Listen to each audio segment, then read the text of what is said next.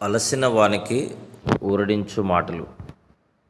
సహోదరుడు భక్తి సింగ్ గారి పరిచర్య నుండి సేకరించిన అనుదిన ధ్యానములు. మార్చి 1. యెహోవా సియోనును ఏర్పరచుకొని ఉన్నాడు, తనకు నివాస స్థలముగా దానిని కోరుకొని ఉన్నాడు. 132వ కీర్తన 13వ వచనం.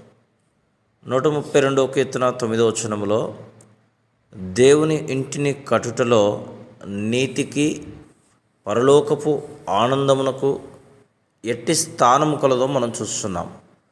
మనము దేవుని చిత్తమును నెరవేర్చిన ఎడల మన జీవితంలో మనకెన్ని శ్రమలు, హింసలు, దుఃఖములు, కష్టములను ఆయన అనుమతించినప్పటికీ మనం ఆయన యందు ఆనందించవలను. మనం ఎల్లప్పుడూ ప్రభువునందు ఆనందించుటకు నేర్చుకునే ఎడల దేవుని ఇంటిని కట్టుటలో మన భాగమునందు మనం ఆనందించుదాము. 13వ వచనంలో యెబూసీయులను తరిమివేసిన తర్వాత సియోనులో దావీదు రాజుగా అన్ని గోత్రములను పరిపాలించుండెను. సియోనులో అతడు 48వ కీర్తనను రాశాను. 2వ వచనంలో సియోనును మహారాజు పట్టణము అని, మొదటి వచనంలో మన దేవుని పట్టణము, ఆయన పరిశుద్ధ పర్వతము అని, 8వ వచనంలో మరలా మన దేవుని పట్టణము అని పేర్కొనుచున్నాడు. ఈ పేర్లు ఉపయోగించుటలో దావీదుకు దేవుని ఇంటిని గూర్చిన స్పష్టమైన ప్రత్యక్షత కలదని తెలియచున్నది. దేవుడు దేనికి శిల్పియో నిర్మాణకుడై ఉన్నాడో, పునాదులు గల ఆ పట్టణం విషయమైన దర్శనము అబ్రహాముకు కూడా ఇవ్వబడను. హెబ్రీ 11:10.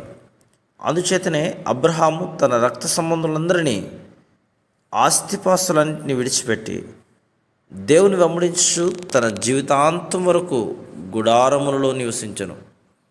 యేసుక్రీస్తు ప్రభు యొక్క రాజరికము యెబూసీయులకు మన హృదయములలో ఎక్కడ కానీ, ఏ స్థలం కానీ ఎవ్వరివ్వకుండా చేయను.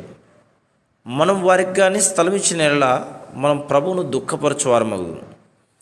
132వ కీర్తన 14వ వచనములో దావీదు భూ సంబంధమైన భవనమును గురించి ఆలోచించట్లేదు. దావీదు దేవుని ప్రణాళికను అనుసరించి దేవుని గృహమును నిర్మించగోరెను. అది యేసుక్రీస్తు ప్రభువు నిర్మించు నిజమైన ఆత్మీయ గృహమునకు ఛాయ అయి ఉన్నది. 17వ వచనంలో ప్రభు అక్కడ దావీదునకు కొమ్ము మొలవ చేసేదను అని చెప్తున్నాడు. దావీదు యేసుక్రీస్తు ప్రభువుకు మాదిరి ఛాయగా ఉన్నాడు. ఆ కొమ్ము దేవుని చేత అభిషేకించబడిన వాడైన యేసుక్రీస్తు ప్రభువుని గురించి తెలియజేస్తుంది.